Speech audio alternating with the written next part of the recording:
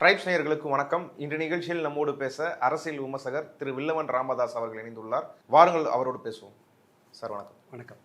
நேற்று முதல்வர் விஜய் அவர்கள் சிங்கப்பெண் சிறப்பு அதிரடிப்படை அதை அந்த ஃபங்க்ஷன் இனாகரேஷன் பண்ணி வச்சிருந்தாரு. அந்த திட்டத்துக்காக 2500 காவல் பணியிடங்களை புதுசாக உருவாக்க போகிறதா சொன்னார். நவீன வகை வாகனங்கள், ட்ரோன் மூலயமா கண்காணிக்கிறது, இப்படி பல விஷயங்களை அவர் அறிவிச்சிருந்தார். 352 கோடி என்னவோ அதுக்கு செலவிட போகிறதா அறிவிச்சிருந்தார். நேற்று அதை அவர் அறிவிச்சிருந்த நிலையிலே பல விமர்சனங்கள் வந்தது. இன்றைக்கி அதுக்கான ஐஜி பாவனேஸ்வரி அவங்க ஒரு ப்ரெஸ் மீட் கொடுத்துருக்குறாங்க. அவங்க அது எப்படி செயல்படும் அப்படின்றத பற்றிலாம் விளக்கியிருக்கிறாங்க. நீங்கள் இந்த திட்டத்தை எப்படி பார்க்குறீங்க? இவங்களும் சொல்லியிருக்காங்களே.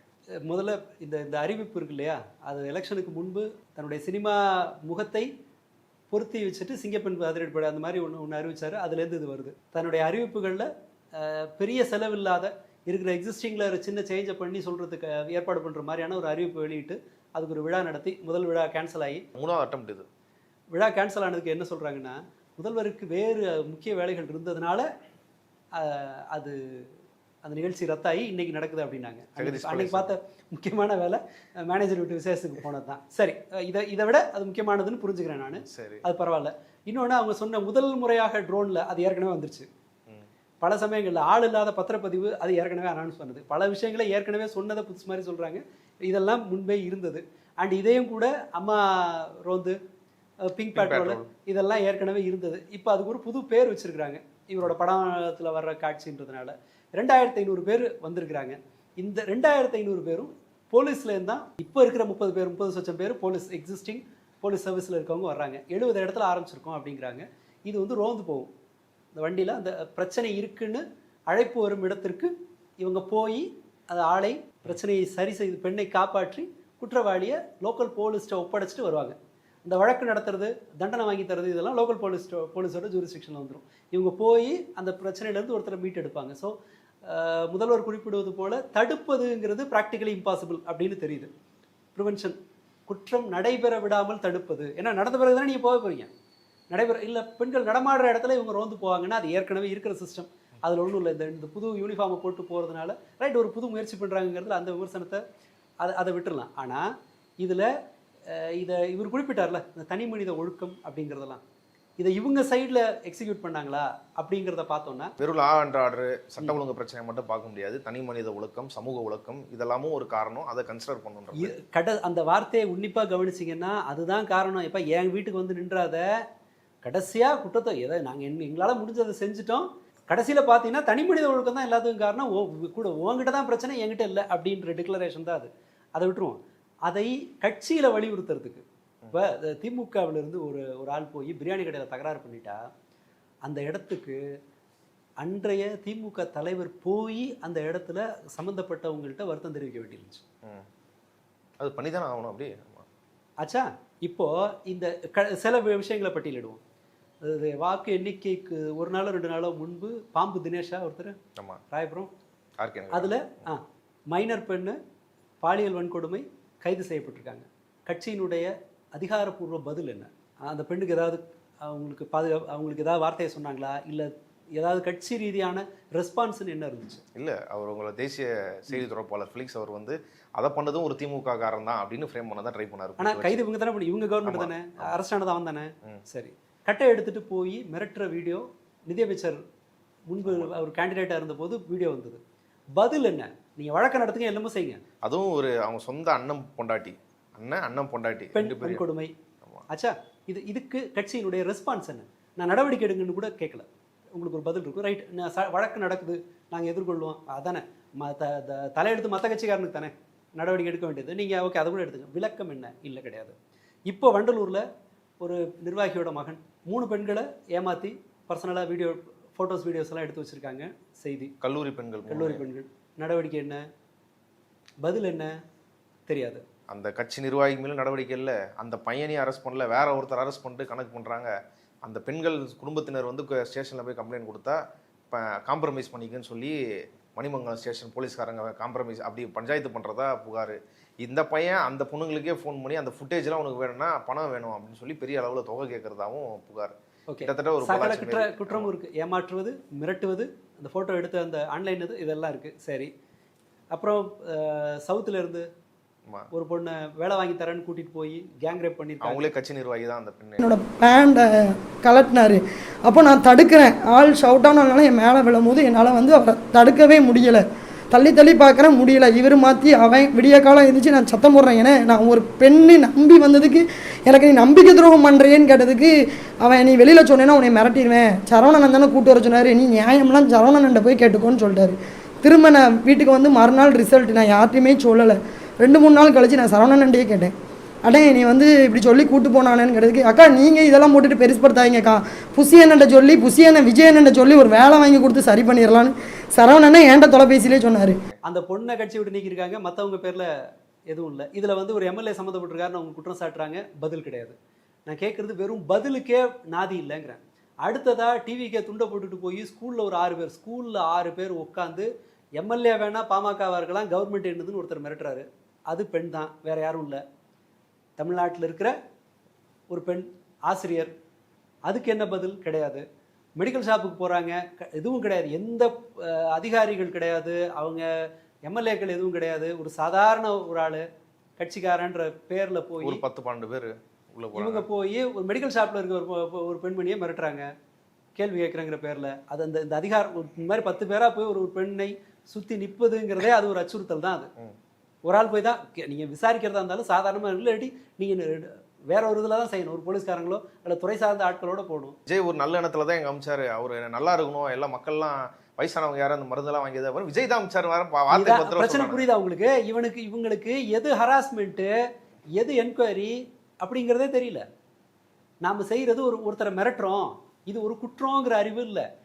இதை சரி செய்யறதுக்கு கட்சி அளவில் இவங்க என்ன பண்ண போகிறாங்க? இப்படி ஒரு பிரச்சனை வந்ததுன்னா சிங்கப்பெண் படை என்ன செய்யும்? இந்த சிக்கல்லாம் நடைமுறை சிக்கல்லாம் இருக்கு இல்லையா, அவங்க கிட்டேயும் போய் சண்டை போடுவாங்க.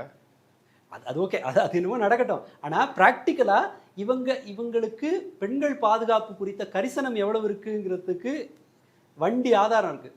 இன்னுமே வரும். நமக்கு வந்து இனி வரப்போகிற நாட்களில் இதை போல் வந்துகிட்டே இருக்கும். ஏன்னா பிரச்சனை வந்து எது குற்றம் எது ஹீரோயிசம்னு அவங்களுக்கு தெரியாது.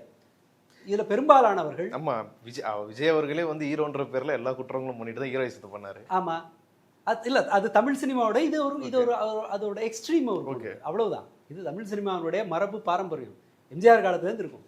ஓகே, நீங்கள் ஒரு படத்தில் எம்ஜிஆர் நம்பியார், இது லதா ஹீரோயின். நம்பியார் லதாவிட்ட வந்து அந்த அம்மா வரும், தென்னை மரத்தில் இப்படி கையை வச்சுட்டு ஒரு 2.5 அடி கேப் இருக்கும் சரியா, அந்த ஜோனே தள்ளி தான் இருக்கும், இந்த இன்டிமேட் ஜோனை தாண்டி தான் நிற்பாங்க. கையை வச்சுட்டு என்ன கல்யாணம் பண்ணிங்கன்னு கேட்பாரு. எம்ஜிஆர் அதே லதாவை தூக்கி தோளில் தூக்கி தண்ணிக்குள்ளே போட்டு அமுக்கி இதில் சேத்துல தள்ளி எல்லா அக்கப்புறம் பண்ணார். MGR hero, Nambiar villain. Okay சரியா, சினிமாவினுடைய அந்த அந்த அந்த வளர்ப்பே அப்படித்தான். நம்ம அதை மட்டுமே தெரிஞ்ச ஒருத்தர் அப்படி தான் படம் எடுப்பார், அப்படிப்பட்ட கதையை தான் அவர் கேட்பார். அவர்கிட்ட போய் நாம் வந்து ஒரு இந்த சமூக மாற்றத்துக்கான படத்தை எல்லாம் அவர் எதிர்பார்க்க முடியாது. அவர் ஒரு பக்கா கமர்ஷியல் ஹீரோ மெட்டீரியல், அதை விற்கிறதுக்கான சிஸ்டமை தான் அவர் வச்சுருந்தார். அதை விட்டுருவோம், அது சினிமாவினுடைய பிழைன்னே வச்சுக்கலாம். அது மொத்த பழியும் அதில் ஒன்று சினிமானே வச்சுக்கலாம். பட் ஒரு கட்சியாக ஆரம்பித்த பிறகு கூட அவர்கள் குறித்து அது குறித்து அவங்களுக்கு எந்த பெரிய அக்கறையும்லாம் இருந்தது கிடையாது. ஸோ ஒரு பார்ட்டியோட வடிவம் அப்படி இருக்குங்கும்போது, சமூகத்தினுடைய நெருக்கடி கட்சிக்கு அந்த மாதிரி வரலை அப்படிங்கும்போது இது இந்த நடவடிக்கையெல்லாம் இருக்குல்ல, இது எந்த அளவுக்கு பயனுள்ளதாக இருக்கும் அப்படிங்கிற சந்தேகம் எழுறது ஒன்று. அடுத்ததா இந்த சிஸ்டம் இருக்குல்ல, ப்ரிவென்ஷன் அண்ட் அவேர்னஸ், இது இரண்டும் அடுத்த பெரிய சேலஞ்ச். போலீஸை வச்சு செய்ய முடியாது. போலீஸை வச்சு நாம் வந்து ப்ரிவென்ஷனுங்கிறது ப்ராக்டிக்கலி இம்பாசிபிள். ஒரு போலீஸோட ரோலே குற்றம் நடந்த பிறகு வர்றது தான். குற்றத்தை எச்சரிக்கை அதிகபட்சம் எடுக்கலாம். இல்லை, இவரே வந்து பல இடத்துல பேசியிருக்காருல தேர்தல் பிரச்சாரத்தில், தண்டனை வாங்கி குற்றம் நடக்காமல் தடுக்கிறது தானே வந்து ஒரு காவல்துறையை வச்சிருக்கிற ஒரு அமைச்சரோட வேலை. தடுக்கணும்ல, வாங்கிட்ட பேருக்கு என்ன, நடந்துட்ட பேருக்கு என்ன, அந்த போன உயிரியா கொண்டு வர முடியும் அப்படின்னு விஜயா பேசியிருக்காருல. வெறுங்கரண்டி ஆற்ற தொனியில பேசுறது அது இப்போ தெரிஞ்சிருக்கும் அவங்களுக்கு. ஆனால் இதை எப்படி ப்ராக்டிக்கலாக எப்படி செய்வீங்க? இதை வச்சுட்டு எப்படி தடுப்பீங்க? அது அந்த எல்லையை யோசிச்சோன்னு வச்சுக்கோங்களேன், இது சாத்தியம் இல்லைங்கிறது தெரியும். இப்போ விஜய் அவர்கள் வந்து தனி மனித ஒழுக்கம் இதெல்லாம் வந்து பேசினாரு. அதுக்கேற்ற மாரி அந்த நிகழ்ச்சி முடிச்சுட்டு வந்த பிறகு பைட் எடுக்கிறாங்க. காவல் அதிகாரிகள் எடுத்தாங்க, முன்னாள் காவல் அதிகாரிகள் எடுத்தாங்க. அதெல்லாம் ஒரு பக்கம் இருந்தாலும், கட்சிக்கு அது வந்து ஒரு அரசு நிகழ்வாக இருந்தாலும் கட்சி நிர்வாகிகள் கட்சி தொண்டர்கள் பொதுமக்கள்ன்ற பேரில் அந்த மாரி அவங்க ஆதரவாளர்கள்லாம் பல பேர் வந்திருந்தாங்க. அதில் பெண்கள் கிட்ட ரேண்டமாக போயிட்டு இருக்கும்போது ஒரு சிலரே எல்லா இடத்துலையும் கொடுக்குற மாரி இருந்து அதில் ஒருத்தவங்க வந்து விஜய் அண்ணா எவ்வளோ தான் செய்வார், அவருக்கு நல்ல இன்டென்ஷன் இருக்குது செய்யணும்னு சொல்லி அவர் மேலே எவ்வளோ பாரத்தை தூக்கி வைக்கிறது, பிரச்சனை ஆரம்பிக்கிற இடமே வந்து ஒரு அம்மா ஒரு பொண்ணுக்கு வந்து வெளில போகும்போது எப்படி போகணும்னு சொல்லி தரணும், ட்ரெஸ் எப்படி போகணும்னு சொல்லி தரணும், எதெல்லாம் மறைக்கணும்னு சொல்லி தரணும். தன்னுடைய பிள்ளைங்களுக்கு நல்ல ட்ரெஸ்ஸு, ஒழுக்கமான ட்ரெஸ்ஸு போட்டு வளர்க்குங்க முதல்ல. அது பெரிய வயசா இருந்தாலும் சரி, 18க்கு மேல இருந்தாலும் அந்த பொண்ணுக்கு தன்னுடைய அடக்கம் என்னன்றது தெரியணும். முதல் பாயிண்ட் அதுதான் சார், புரியுதுங்களா? அப்பெல்லாம் பாத்தீங்கன்னா துப்பட்டா போட்டுட்டு தான் மறைச்சிட்டு தான் போவாங்க. தனக்குள்ள அந்த ஒரு அடக்கம் அந்த பெண்ணுக்கு வந்தாவே அவ சேஃப்டி சார். அவ அறக்குறையா ஆடை போடுறதுனால தானே சார் பிரச்சனை மேல பிரச்சனை வருது. இன்னைக்கு சிஎம் அண்ணா வந்துட்டாங்க, சொல்லிட்டாங்க, அவர் பாதுகாக்கிறான்னா எத்தனை பாரத்தை அவர்கிட்ட நம்ம சுமப்போம். உன் பொண்ணு எங்க போய் நீ தான் பாக்கணும், புரியுதுங்களா? அதுக்கு சிஎம் வந்து பாப்பாரா? இல்ல சிங்கப்பெண் படம் இருக்குமா? நீங்கள் கழட்டு போட்டு ஆடுறதுனால எல்லா தப்பும் நடக்குது, அப்படி பண்ணலன்னா ஏன் ஒருத்தன் வந்து அப்படி பார்க்க போகிறான் அப்படின்ற மாரி அவனு பிரச்சாரத்தை ஒரு இதுவாக பண்ணுறாங்க. அதை அப்படி சொல்கிறாங்க, பெண்களே வந்து அதை அப்படி எடுத்துக்கிறாங்க. அதை நீங்கள் எப்படி பார்க்குறீங்க? பெண்களோட நடத்தை தான் குற்றத்துக்கு காரணம்னு பேசுனாங்க இல்லையா? இதுவே ஒரு கிரைம். சிங்கப்பெண் படை முதல் வேலையாக செய்ய வேண்டியது இவங்களை விசாரிக்கிறது தான். ஏன்னா இந்த மாதிரி ஒரு பப்ளிக் ஒப்பீனியன் இருந்தால் இதை கேட்குற 10 வயசு பையனுக்கு ட்ரெஸ்ஸு மோசமாக இருந்தால் அவங்கள ஹராஸ் பண்ணலாம், அவங்கள சீண்டலான்ற புரிதல் தான் வரும் சின்ன பசங்களுக்கு. ஒரு ஓப்பனாக ஒரு பத்திரிகையில் இந்த படையை ஆதரித்து பேசுகிறவங்களோட பிலீஃபே எப்படி இருந்துச்சுன்னு சொன்னால் அது இந்த திட்டம் எந்த அளவுக்கு வந்து பிரயோஜனப்படாமல் வேலை செய்யுங்கிறதுக்கு உதாரணம் அந்த ஈவெண்ட் இடத்துல இருந்தே வந்திருக்கு. அப்போ விஜய் சொன்ன தனி மனித ஒழுக்கத்தில் இதெல்லாமே இல்லை ஒழுக்கம் இல்லை, இது வந்து ஒரு குற்றம். இது இந்த மாதிரி பொது வெளியில ஒருத்தர் இப்படி பேசுறது, பொம்பளைங்க ஒழுக்கமாக இருந்தால் தான் குற்றம் குறையும்னு பேசுறதே ஒரு குற்றம். அது ஏன்னா ட்ரெஸ் அப்படின்னா என்ன அர்த்தம்? ட்ரெஸ் மோசமாக போட்டிருந்தா நான் என்ன வேணா பண்ணலான்னு ஒரு லைசன்ஸ் கொடுக்குற மாதிரி. அது பிரச்சனை இங்கேயே ஆரம்பிக்குது. விழா நடக்கிற இடத்திலேயே சிங்கப்பெண் படைக்கு எதிரான இவர் சொன்ன ஒழுக்க பிரச்சனை அங்கேயே வந்தாச்சு, கிரைம் அங்கேயே ஸ்டார்ட் ஆயிடுச்சு. ஸோ இதோட சேர்த்து பார்த்தோன்னா இதோட எதிர்காலம் எப்படி இருக்கும்னு இதை வச்சு நம்ம முடிவு பண்ணிக்கலாம். இவர் எப்படி கேட்டாரு போன முறை? சிஎம் சார் இதெல்லாம் நடக்குதுன்னு தானே கேட்டாரு. எவ்வளவு பாரத்தை முதல்வர் தாங்குவார் யோசனைங்களா? அவர் தானே கேட்டீங்க. அப்போ இவர் தான் கேட்பாங்க. அவர் தலையில தூக்கி பாரம் வைக்கிறதுனா அதுக்கு தானே வந்தாங்க, அதை தானே கிளைம் பண்ணீங்க நீங்கள். நான் வந்தால் 1 நிமிஷத்தில் மாற்றுவேன்றது தானே. ஸோ இது அடிப்படையில் இது பேரப்பிள்ளை கொஞ்சம் மாதிரி ஒரு வகையில் வச்சுக்கிட்டோன்னா பாட்டிகளாக இருந்தால், இல்லைன்னா சொன்னால் ஒரு நியூ புது லவ் சிண்ட்ரோம் மாதிரி வச்சுக்கலாம். புரியல அப்படின்னா? அதாவது நான் எல்லா இதில் சொல்லலை, பொதுவாகவே ஒரு புதுசாக காதல் வயப்படும் போது அல்லது நியூ கேர்ள் ஃப்ரெண்ட்ஸ் சிண்ட்ரோம்ன்ற மாதிரி வச்சு புதுசாக ஒரு அஃபேருக்குள்ளே போகும்போது அவங்க எது செஞ்சாலும் பரவசம் ஊட்டுற மாதிரி இருக்கும். ரொம்ப சின்ன இதாக செஞ்சுட்டா கூட உலகத்தையே கொண்டு வந்து சேர்த்தது போல் ஒரு பரவசம் இருக்கும். இது எல்லாமே ஒரு குறிப்பிட்ட காலத்துக்கு இருக்கும். இப்போ வந்து ஒரு வழக்கமான ஒன்றை மாற்றி விட்டு புதுசாக ஒன்று சேஞ்ச் பண்ணியிருக்காங்க.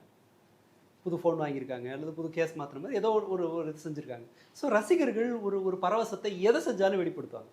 பயங்கரமாக இருக்கே, எக்ஸ்ட்ராடினரியாக இருக்கேன்னு சொல்லி. அது பொருட்படுத்தத்தக்கதல்ல. அவங்க வீட்டுக்கு டெய்லி 2 மணி நேரம் கரண்ட்டு போகும்போது அவங்களுக்கு லைட்டாக அப்போ தான் அந்த இதை சுத்தப்படாது போட்டிருக்க அப்படிங்கிற எண்ணம் தோணும். மற்றபடி அவங்க அதை நம்ம தடுக்கவும் முடியாது. அது ஒரு கொஞ்ச காலத்துக்கு அந்த கிரேஸ் இருக்குன்றீங்க. கட்டாயமாக நீடிக்கும். புதிதாக காதல் வயப்படும் போது ஏற்படுகிற பிரச்சனை அது எந்த வயசில் வந்தாலும் அந்த பிரச்சனை இருக்கும். நான் இப்போ என்னோட இதில் ஹேண்டில் பண்ணும்போது பார்த்துருக்கேன். 18 வயசு 17 வயசு பையன், +2 படிக்கிற பையன் தனக்கு வந்து ஒரு வந்திருக்கிற லவ் வந்து எப்படி தன்னுடைய டே டு டே லைஃப்பை பாதிக்குது. ஐ மீன் எப்போவுமே ட்ரீம்லேயே இருக்கேன், எதை பார்த்தாலும் அவங்க ஞாபகம் வருது, இதுன்னு அந்த பையன் சொல்லியிருக்காரு. ரிட்டையர்ட் ஆகி ஒருத்தர் அப்போ தான் அடுத்த முறை ஒரு அஃபேர் போகிறாரு, அவரும் அதே சிம்டம் தான் சொல்கிறாரு. ஓகே. ஸோ இது ஏஜ் எல்லாம் ஒரு பிரச்சனை கிடையாது. ஒன்ஸ் நீங்கள் ஒரு இது புதுசாக உள்ள காதல் வயப்படுறீங்கன்னு சொன்னால் அது அந்த பரவசம் ஒரு குறிப்பிட்ட சில நாள் நீடிக்கும். ஒரு சிலருக்கு 3 மாதம் இருக்கும், ஒரு சிலருக்கு 1 வருஷம் இருக்கும். நம்ம அதெல்லாம் பொருட்படுத்த அது வந்து ஒன்றும் பண்ண முடியாது.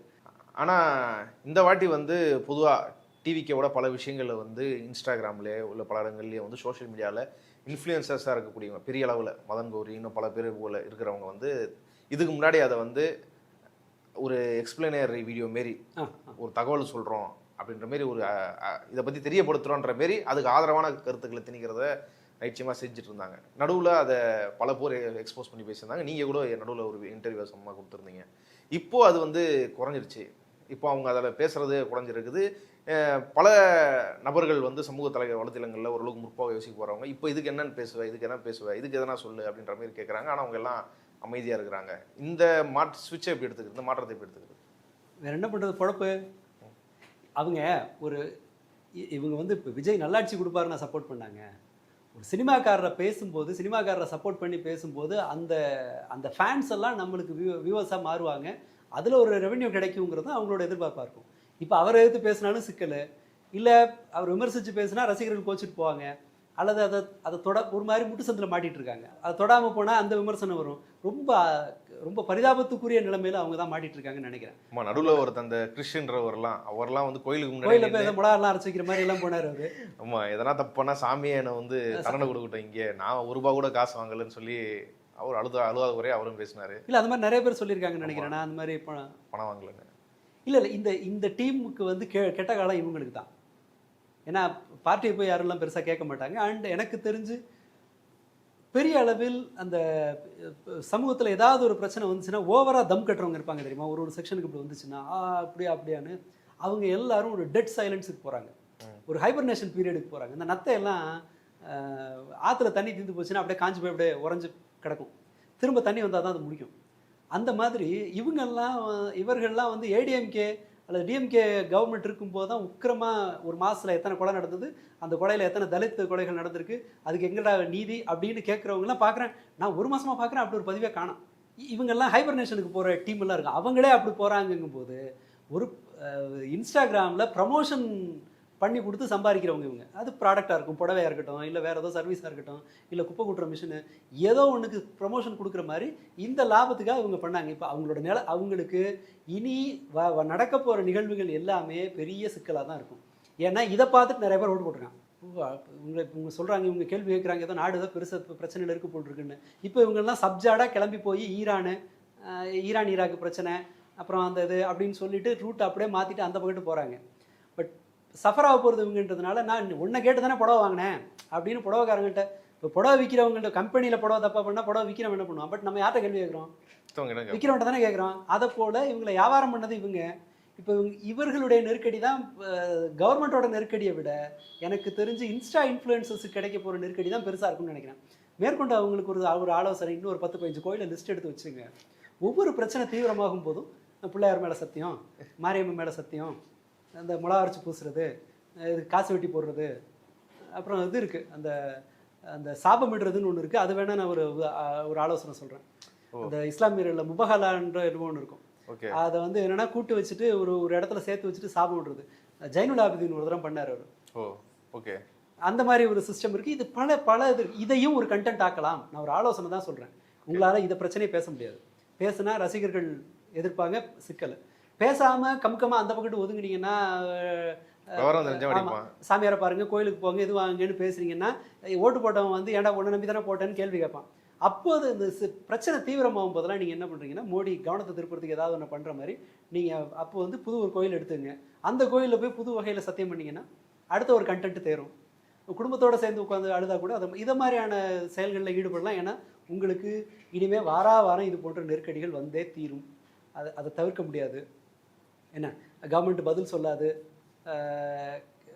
இந்த கரண்ட் பிரச்சனையோ இந்த பிரச்சனையோ தீர்க்க மாட்டாங்கங்கிறதுனால உங்களுக்கு கொஞ்சம் அவ்வளவு நல்ல காலம் இல்லை. ஜாதகத்தை பாருங்கள், இது மாதிரி ஏதாவது மேனேஜ்மெண்ட்டில் போனால் நல்லதாக இருக்கும்னு நினைக்கிறேன். பட் அவங்க மாறுவாங்கலாம் நான் நம்பலை. அவங்க வந்து ஒரு சமூகத்தின் மீதான அக்கறையில் அதை பேசியிருந்தாங்கன்னு வச்சுக்கோங்களேன், அவங்களுக்கு நிஜமாக கோவம் வரும். அந்த இன்ஃப்ளூயன்ஸ் இருக்குது. ஏன்னா நான் உன்னை நம்பி இந்த மாதிரி செஞ்சனே, நீ எனக்கு இந்த பதிலை சொல்லலையேங்கிற கோவம் வரும். அவங்க எது வைரல் கண்டென்ட்டோ எது ட்ரெண்டிங்கோ அதை பேசுனாங்க. இப்போ அந்த ட்ரெண்டிங்கை பேசும்போது அவங்களுக்கு சிக்கலாகும் போது ஒரு வேலைக்கு போகிறவன் ரிஸ்க் எடுக்க மாட்டான்ல, கொள்கைக்கு வர்றவன் ரிஸ்க் எடுப்பான், தொழிலாக பண்ணுறவன் அதை ரிஸ்க் எடுக்க மாட்டான். ஒரு கட்சி ஆஃபீஸில் இருக்க கணக்கப்புல ஒரு கட்சி தொண்டர் எடுக்கிற ரிஸ்க் எடுப்பாங்கன்னா நம்ம சொல்ல முடியாது இல்லையா. இவங்க அப்படி தான். நீங்கள் ஓரளவு புத்திசாலியாக இருந்தால் இவங்களை விட்டுருங்க, இல்லைன்னா போய் கமெண்ட்டில் கேள்வி கேட்குறதோட விட்டுருங்க. அது அவ்வளோதான். நம்ம அவங்கள குறை சொல்லி ஒன்றும் பிரயோஜனம் இல்லை. அவங்க புடவை விற்கிற மாதிரி, இது விற்கிற மாதிரி, டேபிள் மேட்டு விற்கிற மாதிரி அவங்க ஒரு பார்ட்டியோட கண்டென்ட்டுகளை அவங்க வியாபாரம் பண்ணாங்க. மேபி அது வியூவர்ஷிப்புக்காக இருக்கலாம், அல்லது ஒரு இன்டென்ஷனோடு இருக்கலாம், அது நமக்கு தெரியாது. அவ்வளோதான். அந்த அளவுக்கு மேலே, அதற்கு மேலே இல்லை. நீங்கள் கேள்வி கேட்கணுன்னா கேட்க வேண்டியது அரசை தான். ஓகே, இன்ஸ்டாகிராம் கமெண்ட் பாக்ஸில் கேள்வி கேட்டு பிரயோஜனம் இல்லை. அப்படி அந்த அளவுக்கு தான் நம்ம புரிஞ்சுக்கணும்னு நினைக்கிறேன். இவரோட பேச்சிலேருந்தே வரும். இங்கே இவங்களுடைய உரையிலிருந்தே இவர் முன்பு பேசுனதுக்கும் இப்போக்கும் எவ்வளவு பாரதூரமான இடைவெளி இருக்குங்கிறதுக்கு இது ஒரு உதாரணம். ரொம்ப டோன்லாம் குறைஞ்சிச்சு பார்த்தீங்களா? திருச்சியில் அப்படியே தம் கட்டி நெஞ்ச நிமித்தி பேசினார் இல்லையா? இது அரசு விழால அதெல்லாம் இந்த அளவுக்கெல்லாம் நீங்கள் இப்போ நான் பாடம் எடுக்காதீங்க. அவங்களுக்கு அந்த அந்த இதெல்லாம் தெரியாது. இப்போ என்னென்னா அவருக்கு இது ரொம்பலாம் தம் கட்ட முடியாது இது இந்த விஷயத்துலங்கிறது. இதை பெண் பாதுகாப்பை பற்றி எங்கே பேசினாலும் இந்த டோன் தான் இனிமேல் வரும். இல்லை, ஆனால் எலெக்ஷன் ஜெயிக்கிறதுக்கு முன்னாடி எலெக்ஷன் பிரச்சாரங்கள் அப்போ அவர் அந்த சிங்கப்பெண் அதிரடிப்படை அந்த திட்டத்தை அறிவிக்கும் போது அவர் அப்படி பேசல. இதுக்கப்புறம் தமிழ்நாட்டில் அந்த திட்டம் வந்ததுன்னா எந்த பிரச்சனையும் நடக்காது, அதை வந்து எல்லாத்தையும் நடந்து விசாரிக்கிறது மட்டும் இல்லை, தடுக்கிறது, முன்கூட்டியே தடுக்கிறது, உடனே நீதி வாங்கி தரது, எல்லாமே அது பயங்கரமாக செய்யும். அது எந்த ஒரு டாலரன்ஸுமே இருக்காது இந்த விஷயத்தில், எல்லாத்தையும் நாங்கள் பார்த்துப்போன்ற மாரி தான் அது ஒரு சவால் மாரி தான் அவர் விட்டார். ஆனால் இப்போ அது வந்து நீ சொல்கிறதுலேருந்து புரிஞ்சிக்கும் போது அது ஒன்றும் இல்லை, அவ்வளோதான். அதாவது படம் ஒன்லைன் கதை சொல்லும்போது இப்படி சிம்பிளாக சொல்லிடலாம், அண்ணா நீங்கள் தான் இந்த கதையில் சிஎம் ஆகுறீங்க, அப்படி ஜம்ப் பண்ணி வந்து ஒரு சிங்கப்பெண் படையை அமைச்சு எல்லா பிரச்சனையும் தீக்குறீங்க அப்படின்னு சொன்னால் ஒன்லைனில் அது ஈஸியாக இருக்கும். நீங்கள் படம் ஷூட் பண்ணும்போது நீங்கள் அதுக்கு ரிக்குவயர்மெண்ட் எல்லாம் சொல்லும்போது டைரக்டர் இது முடியாதும்பாங்க, ப்ரொடியூசர் இவ்வளோலாம் பணம் தர முடியாதும்பாரு. ரியாலிட்டி இப்போ தான் வருது. அவர் அப்போ ஒன்லைன் சொன்னார், வாய் பொழந்துட்டு கேட்டவங்க இப்போ இப்போ இப்போ ப்ரொடக்ஷனில் பிரச்சனை வருதுன்ற இடத்துக்கு அவங்க வர்றாங்க. இது சிக்கல் கேட்டவங்க கிட்ட தான். அவர் எல்லாத்தையும் எதை வேணால் வியாபாரம் பண்ணலாம். ப்ராக்டிக்கலாக இது சாத்தியமில்லை, இவங்க நினச்சிட்டு இருக்கிற மாதிரி அல்ல. சட்டம் ஒழுங்கு குறித்து பலர் விவாதித்த போது சொன்னது தான், உருப்படியாக அறிவு இருக்கிறவன், ஓரளவு ஒரு ஒரு ஒரு பொது அறிவு இருக்கிற ஒருத்தன், காமன் சென்ஸ் இருக்கிற எல்லாரும் சொன்னது என்னன்னு சொன்னால், நீங்கள் நினச்சிட்டு இருக்க மாதிரி மேஜிக்கலாக ஒரு தீர்வு கிடையாது அப்படின்னு தான். இவங்க இன்னொரு அரசாங்கத்தை குறை சொன்ன போது நியாயமான பதில் என்னென்ன வந்ததோ அதெல்லாம் கேட்காம வெறுமனே புகாராக சொல்லிட்டு இப்போ தான் பொறுப்புக்கு வந்த பிறகு அந்த அந்த அந்த யதார்த்தம் வந்து அவங்கள சுடுது. அவங்க கண்ணு முன்னால் நீ சிங்கப்பெண்ணோ புலிப்பெண் எப்படி நீங்கள் பேரை வச்சு எத்தனை பேருக்கு யூனிஃபார்மை மாற்றினாலும் யதார்த்தத்தில் இந்த குற்றங்களை தடுக்க முடியாது அப்படிங்கிற அண்டர்ஸ்டாண்டிங் அவரோட பிஆர் டீம்லேருந்து அவருக்கு போயிருக்கும். அதனால தான் அவங்க வந்து இந்த இந்த எதுக்கும் ஜாக்கிரதையாக அந்த அந்த டிஸ்க்ளைமர் ஒன்று போட்டுக்கிறாங்க. எப்படி பார்த்தாலும் சரிப்பா, தனி மனித ஒழுக்கம் முக்கியம் அப்படின்ட்டாங்க. இப்போது அது அந்த அந்த ப்ரிவென்ஷனுக்கு இதுக்கு விழிப்புணர்வுக்கு இது ரெண்டுக்கும் அந்த நம்பிக்கையை ஏற்படுத்துவதற்கு இதற்கு இந்த டீம் என்ன செய்யும் அப்படிங்கிறது குறித்து ஏதாவது திட்டங்கள் இருக்கா அப்படிங்கிறது நமக்கு தெரியாது. அடுத்ததா இவங்க அதை செய்யணும்னு வச்சுக்கோங்களேன், இது ரெண்டும் எங்கேருந்து வருது? மக்களுடைய பொதுவாக இருக்கிற பிலீஃப் சிஸ்டத்துலேருந்து வருது. நான் சொன்ன மாதிரி அந்த பிஹேவியர்லேருந்து பெண்களை இப்படி தான் நடத்தணுங்கிற அவர்களுடைய பயிற்றுவிக்கப்பட்ட நடத்தையிலேருந்து வருது. இது ரெண்டும் ஒன்று நம்ம ஃபேமிலி இதுலேருந்து வருது. ஓகே, அதை வச்சுக்கலாம். இதை தவிர மற்றதெல்லாம் அடிடாவில் வெற்றாவிலங்கிறதெல்லாம் எங்கேருந்து வருது? சினிமாலேருந்து வருது. இதில் கை வைக்கிறதுக்கு ஏதாவது இவங்க ஏதாவது பேசுனாங்களா? இல்லை. போதைப்பொருள் பயன்பாடு இதை சொல்கிறாங்க இல்லையா, இதுக்கும் ஒரு சினிமாக்காரர் அவர் பொறுப்பெடுத்துக்கணும். 69 படம். இந்த 69 படத்தில் இந்த மாதிரியான விழிப்புணர்வுக்கு ஏதாவது ஒன்று டக்குன்னு சொல்லுங்க. அவர் பேசின படங்கள் ஒண்ணே சொல்லுங்க. விழிப்புணர்வுக்கா? ஆமா, விழிப்புணர்வுக்கு தெரியலையே, ஒண்ணுமே கிடையாது. சரியா? அவங்க ஒரு கெஸ்ட் ரோல் ஒரு படம் பண்ணாரு, எனக்கு தெரிஞ்ச ஒரு கெஸ்ட் ரோல் வேற எதுவும் பண்ணல. அவங்க அப்பாவோட படம் ஒன்று பண்ணாரு, வக்கீலா இருப்பாரு, குடிச்சிட்டு கோர்ட்டுக்கு வருவாரு. ஆமா, பெப்சில அந்த கோக்குல சரக்கு ஊத்தி குடிக்கிறது, அது அவர்தான். குடிச்சிட்டு கோர்ட்டுக்கு வருவாரு, குடிச்சிட்டு காலேஜுக்கு வர்ற ப்ரொஃபஸர் படம் உண்டு. வேற என்ன, பூவவனுக்காகலாம் நல்ல படம் லிஸ்ட்லாம் சேர்க்க முடியாது, சாரி, அது வேற. அது அந்த அந்த சீசன்ல வந்த படம். அதாவது கருத்து சொன்ன படம்லாம் கிடையாது, அது ஒரு பாடாதி கருத்து.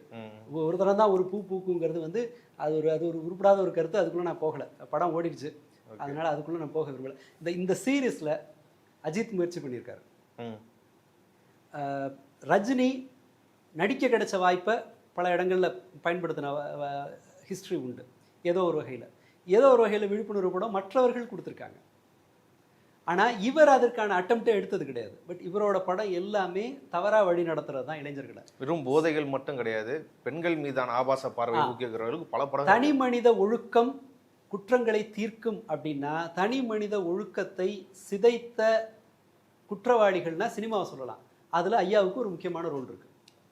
கடைசி வரைக்கும் அஜித் ட்ரை பண்ணியிருக்காரு. நேர்கொண்ட பார்வை அந்த ஹிந்திலேருந்து எடுத்தது அஜித் ட்ரை பண்ணியிருக்காங்க, சூர்யா, எல்லாரும். இவர் அந்த அந்த அட்டம்ப்ட் எல்லாம் எடுக்கவே இல்லை. ஸ்பாயில் பண்ணுற எல்லா வேலையும் செஞ்சுட்டு இவங்களோட அந்த படம், எந்த படங்கள்லாம் இருக்கு இல்லையா, அது போதைப் பொருளை ஊக்குவிக்கிற படம் தான். லியோ, பல படங்கள் இருக்கு.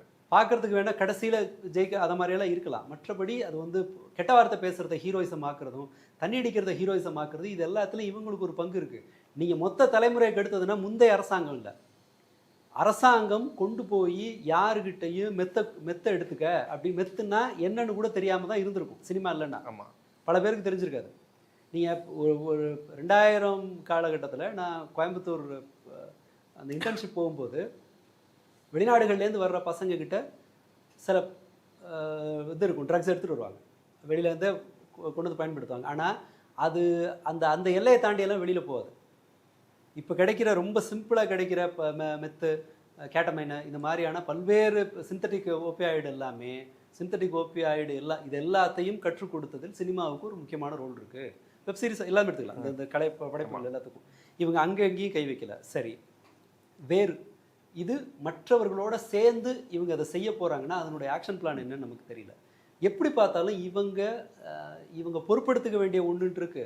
அது குறித்த இல்லை இப்போ என்ன மாற்ற போகிறாங்க. சரி, ரைட், இது வரைக்கும் அவருக்கு எதுவும் தெரியல, சினிமா முதல்வர் ஆக மாட்டோம், வெறும் வியாபாரன்றதுனால சினிமாவை நடிச்சிட்டோம். இப்போது அந்த சினிமா கண்டென்ட், பழசு கண்டென்ட் எல்லாம் என்ன பண்ண போகிறீங்க? டிஸ்க்ளைமர் போடுறதுனால ஒரு பிரயோஜனம் இல்லை, எச்சரிக்கை வாசகங்களால் ஒரு பிரயோஜனம் கிடையாது. இன்ஃபேக்ட் சிகரெட் உடல் நலத்திற்கு தீங்கானது அப்படிங்கிற எச்சரிக்கை வாசகம் உங்களை ஸ்மோக் பண்ண ஞாபகம் தான் படுத்தும்.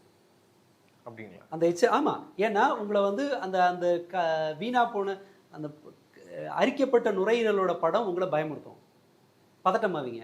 பதட்டப்படும்போது நீங்கள் என்ன செய்வீங்க? பதட்டத்தை குறைப்பதற்கு தான் நம்ம சிகரெட்டுன்ற அடிக்ஷனுக்கு போகிறோம். அடிக்ஷனோட ஸ்டாது அதுதான். சரி, போதைப்பொருள் பயன்பாடு தான் இது எல்லாத்துக்கும் காரணம்னு அவர் ஒரு டிக்ளேர் பண்ணுறாரு. சரி, அதுக்கு சினிமா ஜாமீன் கொடுத்துருவோம், பரவாயில்ல, அவங்க இதை தெரியாமல். அவர் இத்தனை காலமாக பண்ணியிருக்காருல்ல, அதுக்கு ஒரு எக்ஸ்பிளனேஷன் ஏதோ மன்னிப்பு கூட வேணாம். ஆமாம், எக்ஸ்பிளனேஷன், ஆமாம் நான் சின்ன பிள்ளை, 52 வயசு வரைக்கும் நான் குழந்தையா இருந்துட்டேன், எனக்கு ஒன்றும் தெரியல அப்படின்னு ஏதோ ஒரு விளக்கம் எதுவும் இல்லை. சரி முடியாது, ஏன்னா அவங்க கட்சிக்காரங்களாம் 30 வருஷமா அவர் அரசியல் இருந்துட்டு தான் இருக்கிறாருன்னு சொல்லி வச்சிருக்காங்க. ஓ ஆமாம், இதெல்லாம் தான் அவரோட அரசியல், அவரோட படங்கள் தான் அவரோட அரசியல்னாங்க. அதில் திருநங்கைகளை வந்து அவர் எப்படி, அவரோட படங்கள் எப்படி காட்டியிருக்கு, பெண்களை வந்து எந்த மாதிரியெல்லாம் நடத்தியிருக்காங்கங்கிறது ஓகே ஃபைன், அது சினிமா ரிவ்யூக்குள்ளே நம்ம போவேன், அது இப்போ விட்டுருவோம். எல்லா பிரச்சனையும் பாஸ்ட் இஸ் பாஸ்ட் தூக்கி அத்தனையும் வரும். ஓகே, போதைப்பொருள் தானே காரணம். சரி, போதைப்பொருள் உள்ளே வர்றதை, விற்பனையை, கன்சம்ஷனை தடுக்கிறதுக்கு என்ன செய்ய போகிறீங்க? போதைப்பொருள் இருக்கிற வரை இந்த பிரச்சனை இருக்கும், அதானே உங்கள் லாஜிக்கு.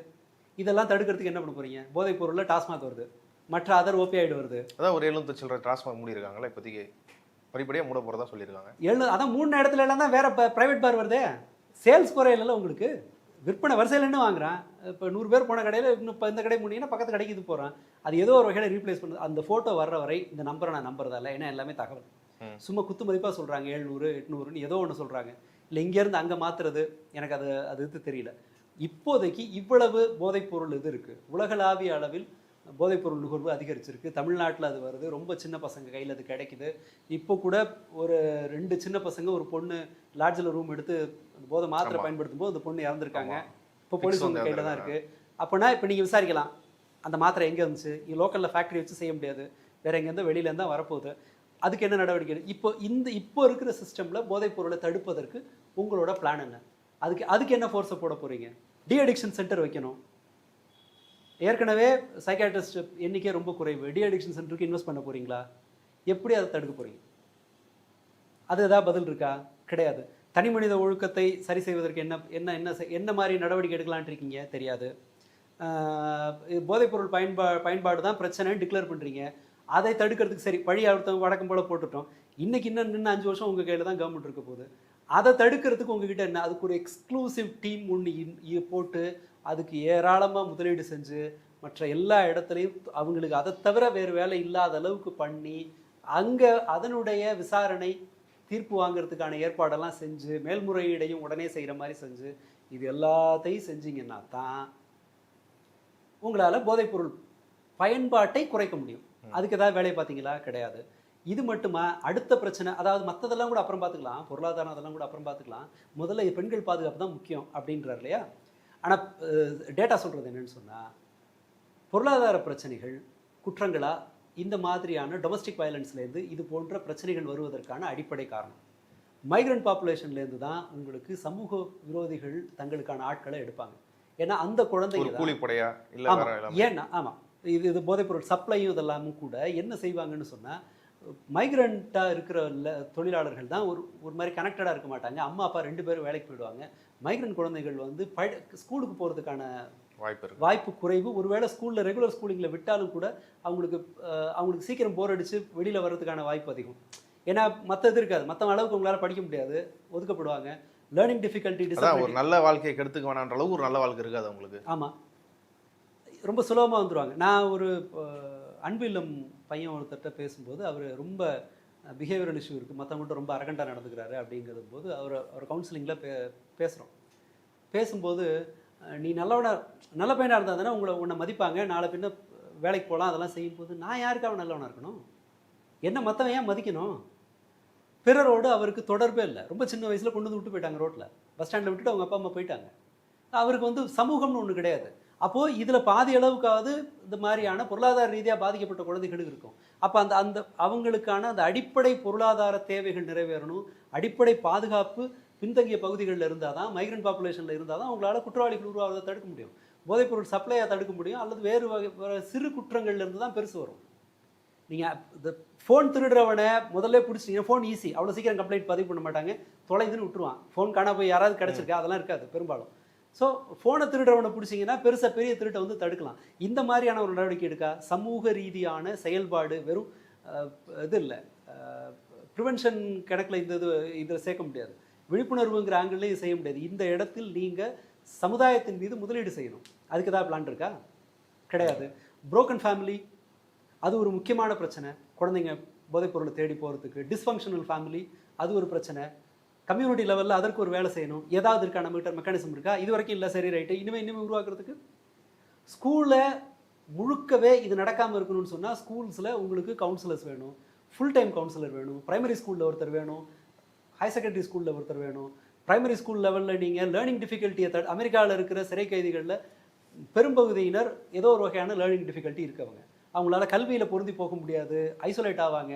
அவர்களை யார் அக்செப்ட் பண்ணுவான்னு சொன்னால் கொஞ்சம் ஆன்டி சோஷியல் ஆக்டிவிட்டி பண்ணுற பசங்க தான் அவங்கள அக்செப்ட் பண்ணுவாங்க. ஒட்டு மொத்தமாகவே கொஞ்சம் ரவுடிசம் பண்ணுறது, சின்ன சின்ன குற்றங்கள் செய்கிறது, சட்டத்தை மீறுறதுன்னு அவர்கள் தான் அந்த சமூக விரோத நடவடிக்கைகளுக்கான சப்ளை. அதை அட்ரஸ் பண்ணுறதுக்கு நீங்கள் என்ன பண்ண போகிறீங்க? அதுக்கு ஏதாவது இருக்கா? இவ்வளவும் இருக்குது. ஒரு பெரிய ஒரு தேவையில் ஒரு 0.5% 1% அறிவில்லாத எனக்கு என்னுடைய பார்வையில் இவ்வளோ பிரச்சனை கண்டுபிடிக்க முடியுது. ஒரு பிஜிஎம் போட்டு ஒரு பாட்டை போட்டு விட்டு ஒரு யூனிஃபார்ம் மாற்றி விட்டு 2500 பேர் இறக்கி விட்டா இது எல்லாத்தையும் தடுத்துட முடியுமா என்ன? இது எல்லாமே அவங்க செஞ்சாகணுங்கிற ஆங்கிளில் நான் சொல்லலை. இது சாத்தியமாங்கிறதும் கூட 2வது கேள்வி. ஆனால் இந்த இடத்துல எல்லாம் நீங்கள் கையை வைக்காமல், இதில் எல்லாம் ஒரு இத்தனை துறைகளும் கன்ஸ்ட்ரக்டிவாக வேலை செய்யாமல் உங்களால் நீங்கள் கிளைம் பண்ணுற அந்த இலக்கை அடைய முடியாது. அதுதான் யதார்த்தம். சும்மா பஞ்ச் டயலாக் பேசி குத்துப்பாட்டு போட்டு விட்டுட்டு ஒரு பிரச்சனையை கவனத்தை திருப்பலாம், பிரச்சனையை தீர்க்க முடியாது.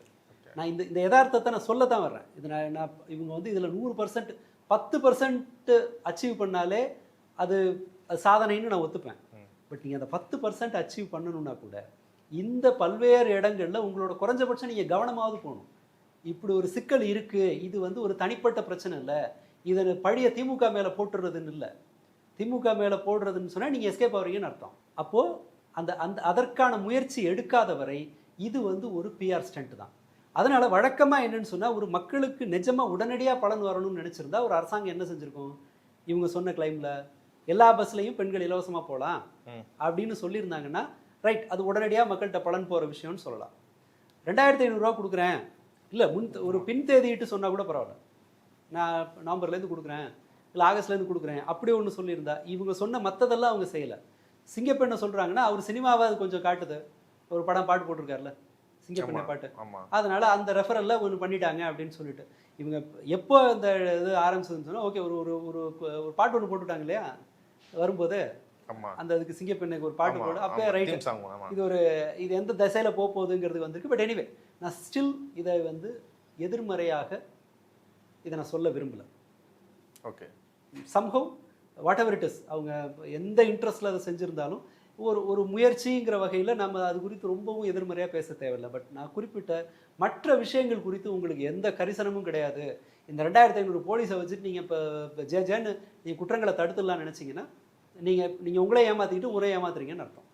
டேட்டா சொல்லும் இனி நடக்க போகிற குற்றங்கள் அதில் இவங்களோட ரோலு, ஏற்கனவே இருக்கிற நடைமுறையில் இருக்கிற பிரச்சனைகளை சரி செய்வதற்கான எந்த முயற்சியும் இல்லாமல் நீங்கள் இதை வந்து தடுத்துற முடியாது. இது வந்து வழக்கம் போல் ஒரு மோடி செய்கிற பிஆர் ஸ்டண்ட் மாதிரி, இது ஒரு பிஆர் எக்ஸசைஸாக தான் இருக்கும்.